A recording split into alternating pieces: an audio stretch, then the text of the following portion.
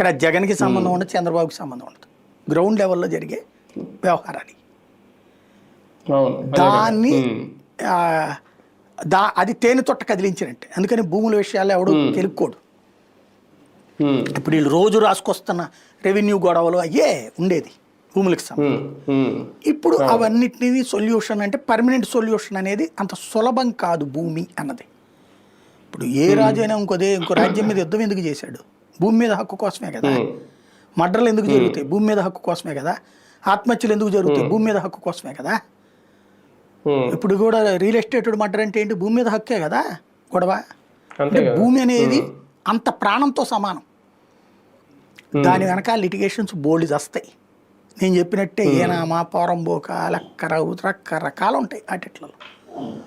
అవన్నీ సాల్వ్ చేయగలిగినటువంటి కెపాసిటీ ఇప్పుడున్న అధికారులకు ఉందా? $1 మిలియన్ ప్రశ్న నెంబర్ 1. నెంబర్ 2 వచ్చేటప్పటికి ఇవాళ చేస్తున్నటువంటి సర్వేయర్లకు అంత అనుభవం ఉందా? అసలు భూమి ఎక్కడి నుంచి కొలుస్తున్నాడు కరెక్టే, ఎక్కడి నుంచి కొలవాలో క్లారిటీ ఉందా? సరిహద్దు మన దాంట్లో పెడతాడండి, సుబ్బయ్య గారి ఇంటి పక్క నుంచి రామారావు గారి గోడ పక్క నుంచి అని. అసలు ఆ ఏరియా సర్వే అంతా ఎక్కడి నుంచి బిగిన్ చేయాలి? ఇది లేదు మన దేశంలో.